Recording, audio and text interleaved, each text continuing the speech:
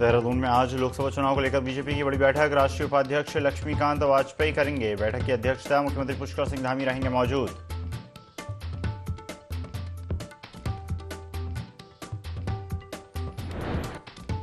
CM Dhami ने किया 2 दिवसीय हिमगिरी महोत्सव 2024 का शुभारंभ। कहा, देवभूमि उत्तराखंड अध्यात्म और योग की भूमि होने के साथ साथ संस्कृति, साहित्य और कला की भी भूमि।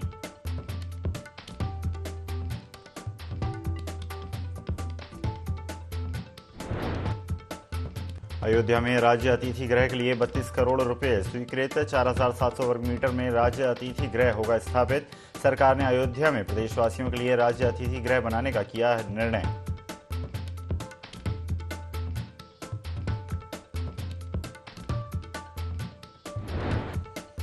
मैदानी इलाकों से लेकर पहाड़ों तक शीत प्रकोप जारी। आने वाले 4 दिनों में भी ठंड कम नहीं होने की संभावना। हरिद्वार और उधम सिंह नगर में घने कोहरे से कुछ राहत मिलने के आसार। नमस्कार, स्वागत है आपका येनी 24 में। मैं हूं आपके साथ ईसा अहमद। बुलेटिन की शुरुआत करते हैं देहरादून से आ रही बड़ी खबर के साथ, जहां पर लोकसभा चुनाव को लेकर भारतीय जनता पार्टी की बड़ी बैठक आज होने वाली है।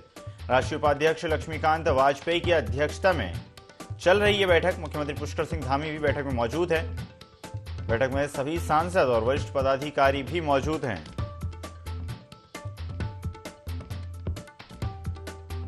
तो भारतीय जनता पार्टी विधानसभा चुनाव में प्रचंड बहुमत जीत के बाद अब लोकसभा चुनाव की तैयारी जुट गई है। यानी कि एक चुनाव के बाद दूसरे चुनाव की तैयारी भारतीय जनता पार्टी करती नजर आ रही है।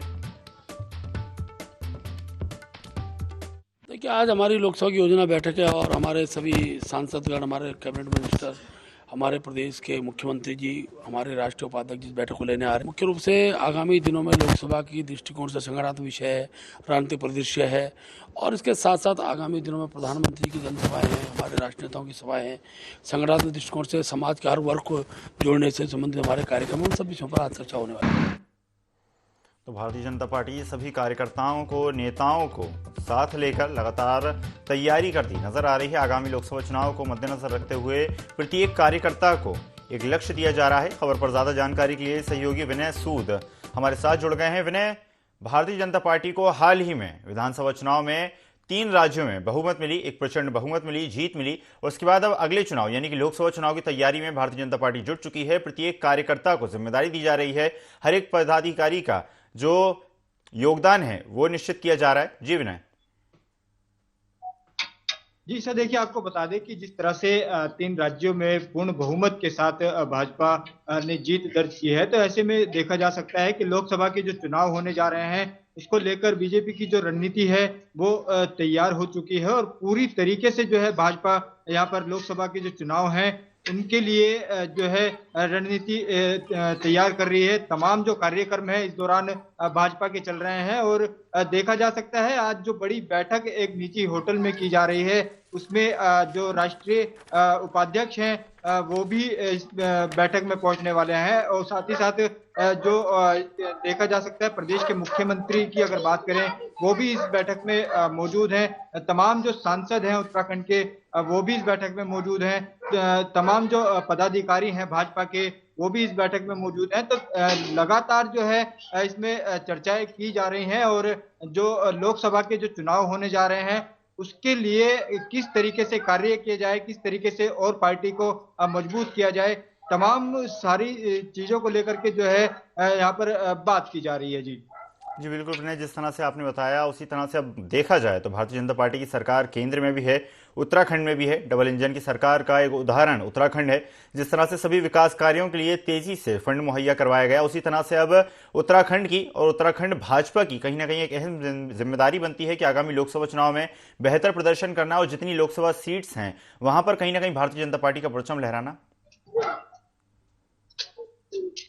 जी बिल्कुल, देखिए, आपको बता दें कि जिस तरह से यहाँ पर बात की जाए जो यहाँ पर लोकसभा के चुनाव जो होने हैं उसको लेकर के जिस तरीके से कार्य यहाँ पर किए जा रहे हैं, तमाम जो पार्टी है पार्टी को मजबूत किस तरीके से करना है, तमाम इस तरीके से जो है जो बीजेपी है वो कार्य करती हुई नजर आ रही है। अभियान जो है इस दौरान चलाए जा रहे हैं, तमाम जो बैठकें हैं वो भी की जा रही हैं। यहाँ पर विस्तारकों की अगर बात करें, विस्तारकों को भाजपा ने जो है हाल ही में रवाना किया है कि जो विधानसभा के जो क्षेत्र हैं वहां पर जाकर के केंद्र के जो उपलब्धियां हैं वो वहां पर बताई जाए। ऐसे में देखा जा सकता है पूरी तरीके से राज्य सरकार की भी अगर यहाँ पर बात की जाए, राज्य सरकार भी इसको लेकर के पूरे प्रयास कर रही है और लोकसभा का जो आने वाला चुनाव है उसमें किस तरीके से जीत दर्ज करनी है, इन सभी चीजों को लेकर के जो है या इस बैठक में चर्चा की जा रही है और बड़ी बैठक जो है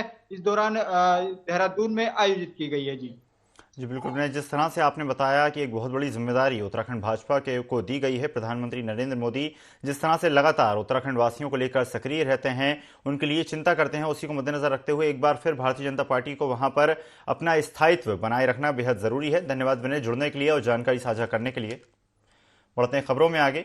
भारतीय जनता पार्टी लोकसभा चुनाव की तैयारियों में जुट चुकी है। बीजेपी ने लोकसभा चुनाव में अब की बार 400 पार के लक्ष्य रखा है। इसको लेकर दीवार लेखन अभियान भी शुरू किया जा चुका है। वहीं भाजपा के 400 पार वाले नारे पर कांग्रेस के प्रदेश अध्यक्ष करण माहरा ने निशाना साधा। उन्होंने कहा कि भाजपा को चुनौती देते हुए उन्होंने कहा कि इलेक्शन कमीशन को तटस्थ कर बैलेट से चुनाव करा दो, तब पता चल जाएगा कि भाजपा 400 के पार होती है या फिर 4 के अंक से नीचे आ जाती है।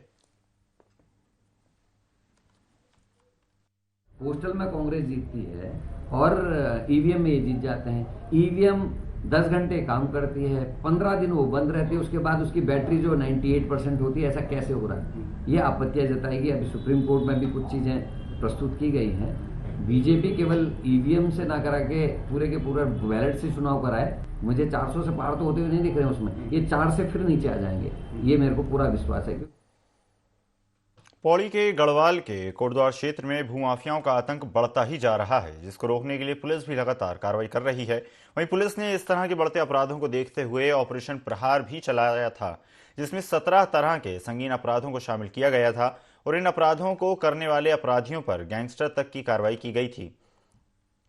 अपर पुलिस अधीक्षक जया बालोनी ने लोगों से अपील करते हुए कहा कि अगर किसी के साथ भूमि संबंधी किसी भी तरह का धोखाधड़ी किया जाए तो वो इसकी शिकायत पुलिस को करे, ताकि मामले की जांच कर आगे के अपराधियों के खिलाफ सख्त से सख्त कार्रवाई की जा सके। देखिए, ऑपरेशन प्रहार जो चलाया गया था, इसमें 17 जो जघन्य अपराध थे उनके अंतर्गत कार्रवाई की गई थी, जिसमें कि हत्या, लूट, डकैती और भूमि संबंधी अपराध थे। और इसमें जो जनपद पौड़ी द्वारा कार्रवाई की गई थी, इसमें लगभग जो 20 भूमि संबंधी अपराधी थे उनके विरुद्ध कार्रवाई की गई थी। संबंधी जितने भी विवाद आते हैं जिसमें धोखाधड़ी की गई है तो उसके संबंध में पुलिस को सूचित करें। कई ऐसे सिविल वाद हैं वो सिविल में जाए, लेकिन जो धोखाधड़ी संबंधी है उसमें पुलिस को जरूर सूचित करें, जिससे कि जो इस तरह के भू माफिया है उनको चिन्हित किया जा सके और उनके विरुद्ध कार्रवाई की जा सके। अभी तक जो पिछले वर्ष 5 गैंगस्टर हुई हैं, उसमें से एक गैंगस्टर की जो कार्रवाई है वो भूमि संबंधी जो धोखाधड़ी थी उस संबंध में की गई। उच्च शिक्षा उन्नयन समिति उपाध्यक्ष देवेंद्र भसीन उच्च शिक्षा व्यवस्था को लेकर काफी लगातार प्रयासरत हैं और लगातार कुलपतियों व प्रोफेसर से बातचीत भी कर रहे हैं। उपाध्यक्ष ने कहा कि नई शिक्षा नीति राज्य सरकार ने देश में सबसे पहले लागू की, 100% कॉलेज व विश्वविद्यालय इसे लागू करें, इस संबंध में बातचीत की जा रही है। उन्होंने कहा कि शिक्षकों से इस विषय में बातचीत हो रही है, जो कैलेंडर है उसे किस तरह से ठीक प्रकार से लागू किया जा सके और जहां दिक्कतें हैं उन्हें कैसे दूर किया जा सके, इस पर बातचीत कर सुझाव लिए जा रहे हैं। उन्होंने आगे कहा कि ऑनलाइन शिक्षा प्रणाली पर भी काम किया जा रहा है। शिक्षा नीति को लागू करने वाला उत्तराखंड पहला प्रदेश है। निश्चित तौर पर इस पर बहुत तेज़ी से काम हुआ है, लेकिन अभी एनईपी के जो कुछ बिंदु ऐसे हैं, ख़ास तौर पर जो मल्टी डायमेंशनल मल्टी फैकल्टी का जो मामला है उसे लेकर के अभी थोड़ा दिक्कतें मैं महसूस कर रहा हूँ। कुछ दिक्कतें हमारी व्यवस्था को लेकर के भी हैं, तो ऐसे में हमको उन दिक्कतों को दूर करते हुए शिक्षा नीति के अनुरूप ही अपनी कार्य प्रणाली को विकसित करना होगा। और साथ ही जो हमारा एक सिलेबस होता है उसको जहाँ में यूजीसी के सिलेबस की मदद लेनी है, वहीं 20% सिलेबस जो है राज्य का भी हो सकता है, तो उसको राज्य की आवश्यकताओं के अनुसार जो है इस प्रकार से आगे विकसित करना है, उस पर मैं सुझाव ले रहा हूँ। और साथ ही कुछ ऐसे विषय जो अन्य राज्यों में नहीं होंगे लेकिन उत्तराखंड के लिए महत्वपूर्ण होंगे, जैसे कि आपदा प्रबंधन का है, इसी प्रकार से कुछ अन्य मामले, तो उनको लेकर के भी हम जो है अपना एक आगे का रोड मैप तैयार कर रहे हैं। तो इन सारी बातों को लेकर के जो मूल भावना माननीय प्रधानमंत्री जी की है उसको पूरा करने के लिए हमारी सरकार पूरी तरह से कटिबद्ध है। उत्तर प्रदेश और उत्तराखंड के बंटवारे के बाद उत्तराखंड वक्फ बोर्ड का गठन हुआ। गठन के बाद से अब तक आरटीआई के तहत एक बड़ा खुलासा हुआ है। आपको बता दें, काशीपुर के अधिवक्ता नदीमुद्दीन ने आरटीआई के तहत उत्तराखंड वक्फ बोर्ड से सूचना मांगी, जिसमें खुलासा हुआ कि उत्तराखंड वक्फ बोर्ड के क्रियाकलाप की वार्षिक रिपोर्ट राज्य सरकार की ओर से 20 वर्षों से विधानसभा के समक्ष नहीं रखी गई। वर्ष 2003 में राज्य वक्फ बोर्ड गठन से 2023 तक 20 साल में से किसी भी वर्ष की वार्षिक रिपोर्ट बनी ही नहीं।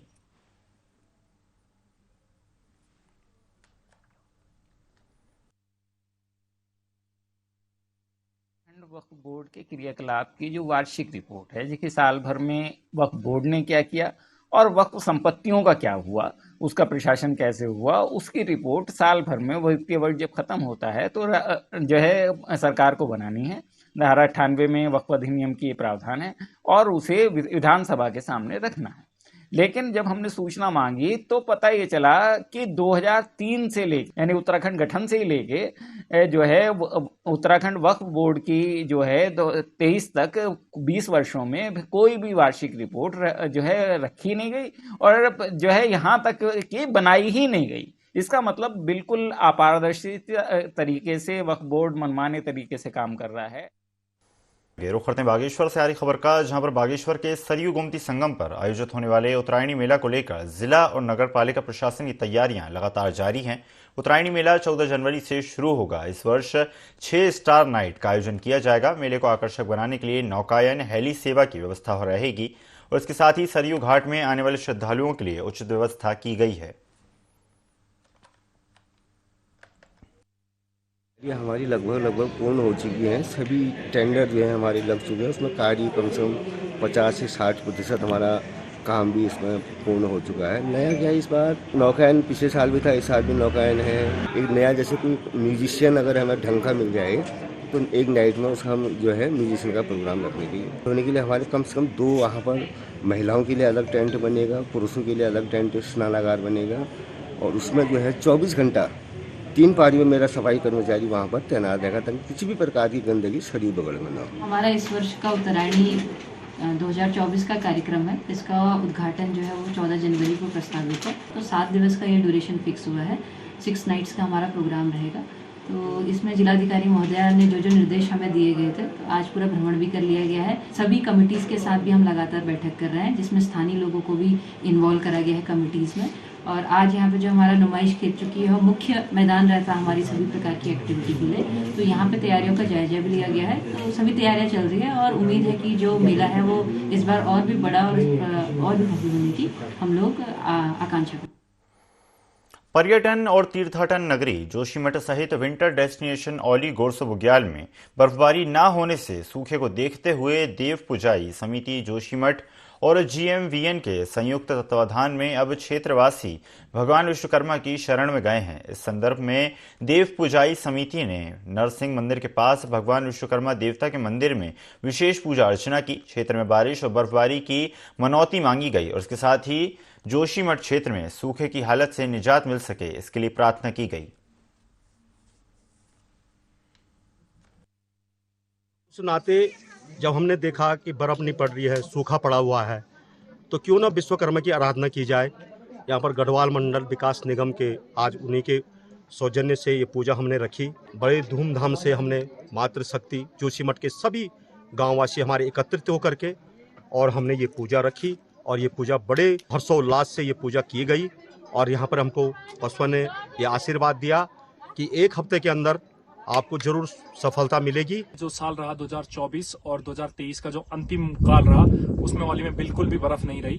देखिए आसपास पूरा सोना हो रखा है, नहीं तो इस टाइम पर यहाँ पर अच्छा खासा बर्फ रहता, आपका विंटर एक्टिविटीज सब चलता रहता, आपका इवेंट्स होते रहते स्कीइंग के, स्नोबोर्डिंग के, नॉर्डिक के, मगर इस बार ऐसा कुछ नहीं है। पूरा सूखा पड़ा है जिस कारण से हम जितने लोग यहाँ पर व्यवसाय करते हैं वो भी बहुत ज्यादा निराश हैं। हम लोग जो स्कीइंग करते हैं हम भी बहुत ज्यादा निराश हैं। औली का यह दुर्भाग्य रहा है कि इतना बजट आने के बाद यहाँ पर आर्टिफिशियल स्नो मेकिंग मशीनें लगाई गई मगर उन मशीनों का कोई प्रयोग नहीं हो पाया। वो मशीनें कभी बर्फ नहीं बना पाई। आज अगर वो मशीनें बर्फ बनाती रहती तो ओली को यह दिन नहीं देखना पड़ा। जॉली ग्रांट में ऑनलाइन ठगी करने का मामला सामने आया है। आरोपी का नाम हरिओम गुप्ता बताया जा रहा है। इस मामले में पीड़ित ऋषि चौहान के साथ ही स्थानीय मेडिकल व्यापारियों ने पुलिस से आरोपी के खिलाफ कार्रवाई करने की मांग की है।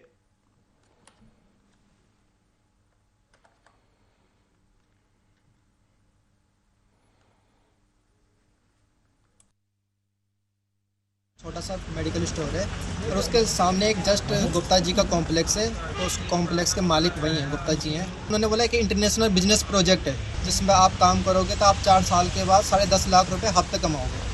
उस झांसे में उन्होंने पूरी कंपनी की बात बताई नहीं कि कंपनी क्या करती है, क्या है, कुछ नहीं बताया उन्होंने हमें।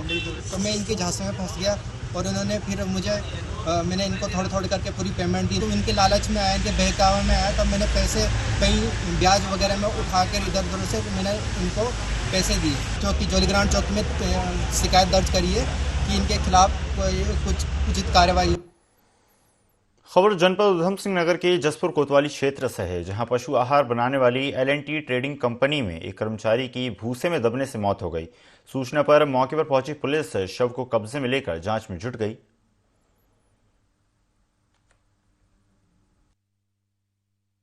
सूचना आई थी धर्मपुर चौकी क्षेत्र में एक पशु आहार फैक्ट्री है। तो यहाँ पर कुछ वर्कर्स हैं, ये लोग यहाँ पर पिछले 5-10 सालों से काम भी कर रहे थे। तो इसी में एक 45 वर्षीय व्यक्ति हैं, इनका नाम विमल है। इनके द्वारा कल जब ये दिन के समय ये काम कर रहे थे तो एक हादसा यहाँ पर हो गया, जिसमें दौराने काम करने के उसमें जो चारा था पशुओं का, उसके बीच में जो दूसरे एक व्यक्ति वहाँ पर कार्य कर रहा था, मशीन चला रहा था, तो गलती से वो मशीन से वो चारा उसके ऊपर फेंक के उसमें दबने से उसकी मृत्यु हो गई। तो सीसीटीवी फुटेज उस स्थान का और उस घटनाक्रम का पुलिस को मिल गया है और फुटेज में ये पूरी घटना हमने देख ली है। और इस प्रकार ये है तो एक प्रकार से दुर्घटना ही, परंतु इसमें अगर तहरीर मिलती है तो उसमें हम अगली कार्रवाई जो लापरवाही आदि में करेंगे। भारतीय जनता पार्टी ने देश भर में दीवार लेखन कार्यक्रम शुरू किया है, जिसके तहत देहरादून में पार्टी अध्यक्ष महेंद्र भट्ट और मुख्यमंत्री पुष्कर सिंह धामी ने भी दीवार लेखन कर कार्यकर्ताओं को प्रेरित किया। भाजपा प्रदेश अध्यक्ष महेंद्र भट्ट ने बताया कि दीवार लेखन का कार्यक्रम 5 जनवरी से 14 जनवरी तक वृहद स्तर पर करने का निर्णय लिया गया है, जबकि ये कार्यक्रम कुछ स्थानों पर चुनाव आचार संहिता के बाद तक चलेगा। इस कार्यक्रम के तहत प्रत्येक बूथ में पार्टी का सिंबल और स्लोगन का लेखन किया जा रहा है, जिसमें अब की बार 400 पार तीसरी बार मोदी सरकार का नारा दिया गया है।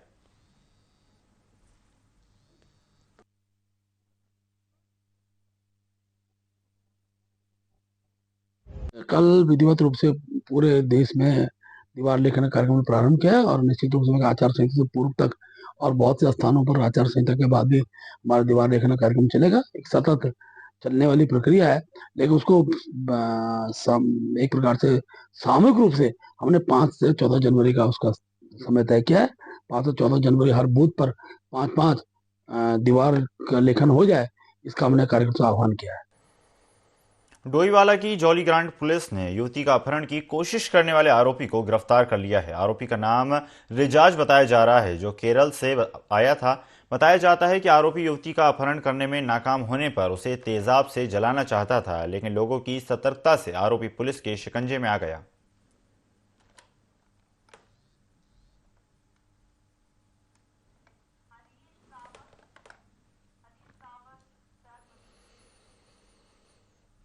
पूर्व मुख्यमंत्री हरीश रावत ने बढ़ती बेरोजगारी को लेकर सरकार के खिलाफ मोर्चा खोल दिया है और उसी कड़ी में हरीश रावत ने डिस्पेंसरी रोड स्थित राजीव गांधी की प्रतिमा पर माल्यार्पण करके पदयात्रा निकाली। इस दौरान कांग्रेस पार्टी के प्रदेश अध्यक्ष करण महारा समेत सैकड़ों की संख्या में कांग्रेस के कार्यकर्ता मौजूद रहे।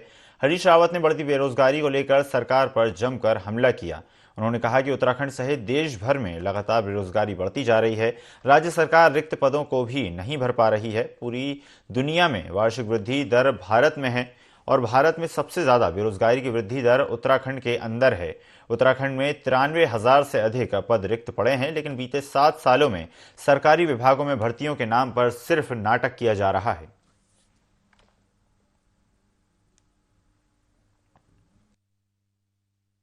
पार्टी का शासन इस देश में और राज्य में चल रहा है, जो केवल और केवल धर्म की रोटियां सेक कर, और वो भी फर्जी रोटियां सेक कर राजनीति कर रही हैं। जितने ज्वलंत मुद्दे हैं, चाहे वो विकास से संबंधित है, चाहे किसानों से संबंधित है, चाहे अत्याचार लॉ एंड ऑर्डर पे, उन सारी चीज़ों से ध्यान भटकाने की कोशिश है। और जो डबल इंजन की सरकार ने वादा किया था चुनाव से पहले कि हम 2 करोड़ लोगों को प्रत्येक वर्ष रोजगार देंगे, 10 सालों के हिसाब से 20 करोड़ लोगों को रोजगार हो जाना चाहिए, तो जो कहीं भी दिखाई नहीं दे रहा, बल्कि लोगों की नौकरियां गई हैं। दुनिया में सबसे ज़्यादा बेरोजगारी की वार्षिक वृद्धि दर भारत में है और भारत में सबसे ज़्यादा बेरोजगारी की वृद्धि दर उत्तराखंड के अंदर है, जो 9% से ऊपर है इस समय।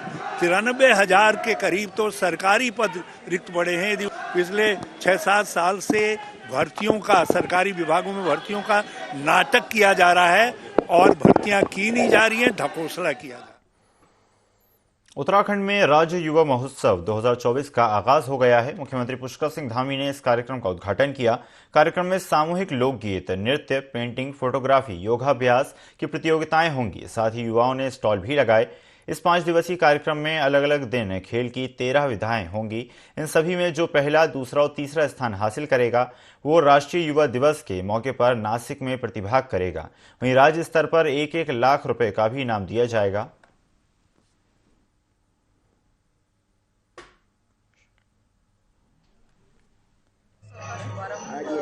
किया गया है और माननीय मुख्यमंत्री जी के कार्यक्रम से यह हो पाया है। और राज्य युवा महोत्सव 5 तारीख से लेकर 9 तारीख तक लगातार 5 दिन तक जो है वह चलेगा।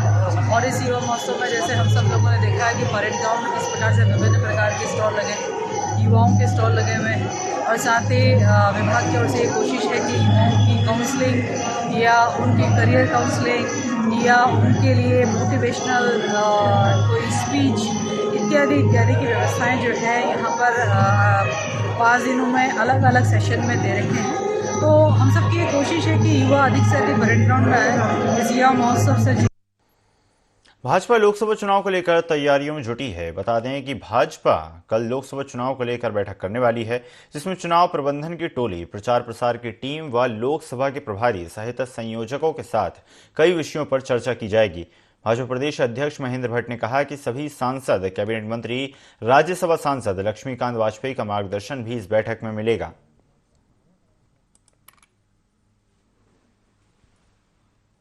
लोकसभा चुनाव योजना बैठक है, तो मैं योजना का विषय बोलता हूँ। तो योजना खास है, हमारे राष्ट्रीय नेताओं की रैली से भी है, चुनाव प्रबंधन की टोली बननी है, प्रचार प्रसार की टीम बनेगी, लोकसभा के प्रभारी, लोकसभा के संयोजक, इन सारे विषयों में हम चर्चा करने वाले हैं।